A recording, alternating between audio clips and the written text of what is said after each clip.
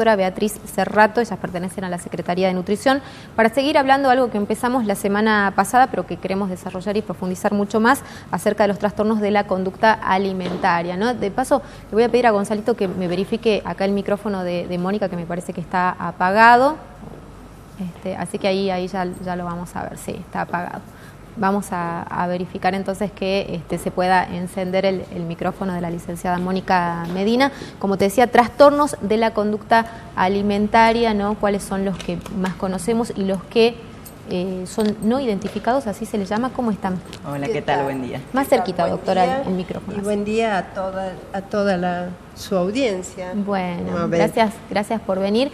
Y obviamente este es un tema como muy amplio, ¿no? Y fundamentalmente lo que queríamos hacer también era darles herramientas a la gente para que sepa cuando esté ante una persona que pueda estar padeciendo alguno de estos trastornos, ¿no? Qué conductas nos pueden llamar la atención, qué cosas son las que debemos advertir, especialmente porque, como explicaban la semana pasada tanto la doctora como la licenciada, esto aparece, puede detonarse en la preadolescencia, bueno, y continuar, ¿no? Toda la vida.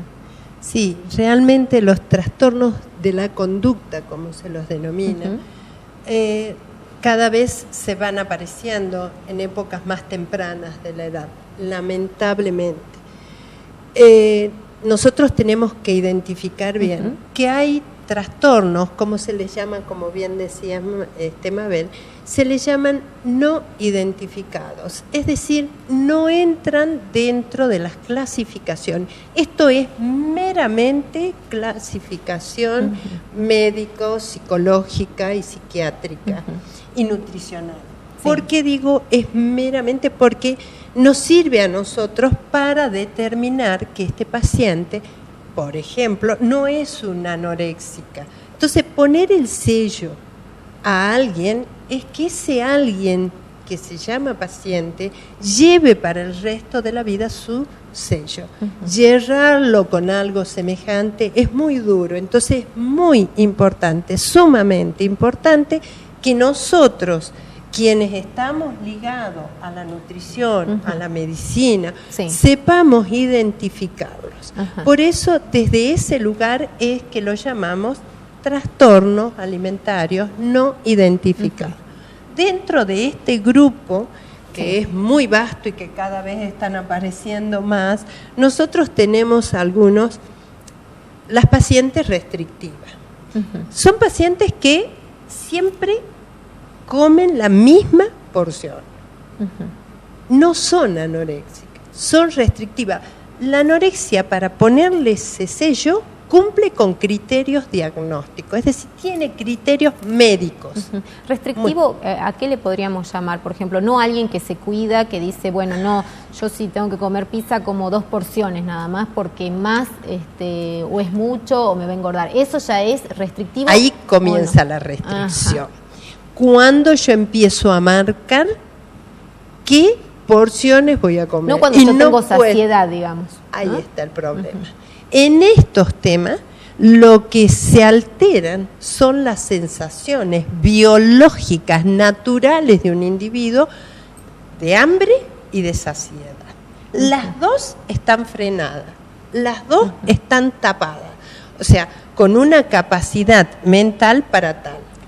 Claro. La persona controla y termina siendo, digamos, mentalmente controla. Bueno, yo voy a comer y todos los días, con todas las comidas, es la medida justa. No pasarse de ninguna medida. O sea, hay una obsesión. Hay una obsesión por la porción y la medida de lo que como. No como por que uno siempre se da más licencia, o si tenés más hambre, qué sé yo, te iba a comer 4 empanadas, te comes 5. Ahí viene, no se lo permiten. Ahí viene la denominación conducta.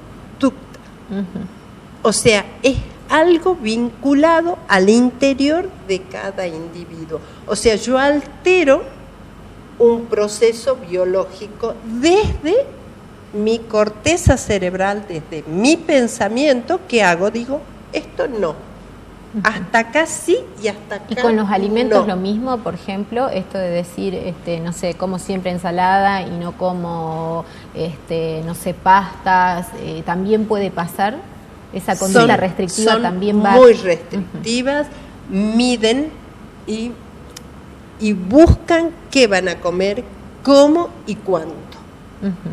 ¿Sí? Entonces, bueno, estas preguntas tienen que ver con toda una alteración neurobiológica, es decir, una alteración desde el cerebro. ¿Sí? Tenemos los pacientes vigoréxicos.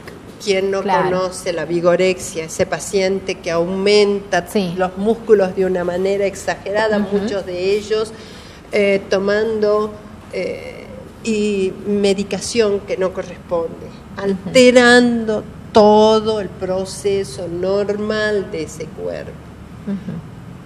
Eso tiene también que ver con una autoestima baja. El paciente necesita impactar al otro, necesita que el otro lo admire con ese cuerpo, pero jamás puede lograr verse como está. Siempre aspira a más, o sea, no logra él llegar a recibir la verdadera imagen. La verdadera imagen. En la mayoría de estos trastornos de la conducta alimentaria hay una distorsión de lo que es la imagen real, verdadera de la persona que lo está padeciendo, sea en anorexia, en vigorexia, en bulimia. Sí, y sobre todo también hay que identificar el sexo, ¿no? En el caso de la vigorexia es como más característico del hombre, aunque hay algunas mujeres, ¿no?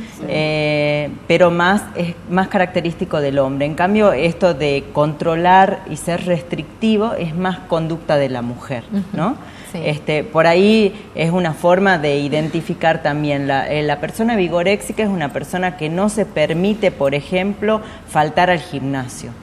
Antes de, cuando planifica su día, todo está en función de hacer la actividad física, no al revés. No es que yo muchas acomodo. Mujeres que son así.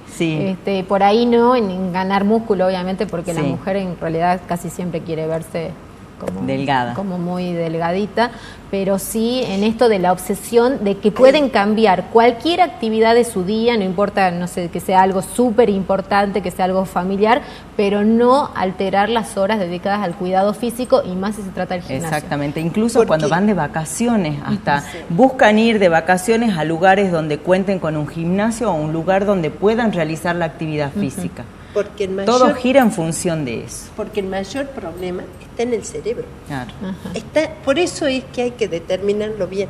Es alteración de la conducta. Esto sí o sí necesita el acompañamiento psicológico. Necesita, totalmente. Simplemente en algunos casos basta con el acompañamiento psicológico, o en general es necesario el acompañamiento del psiquiatra también. Mabel, esto es muy importante y en eso voy a recalcar la interdisciplina. Si no estamos unidos para trabajar, no sirve. Donde tiene que haber tratamiento médico, tratamiento psicológico y o psiquiátrico muchas veces, tratamiento nutricional y educacional. Educar a esa familia sobre lo que es comer.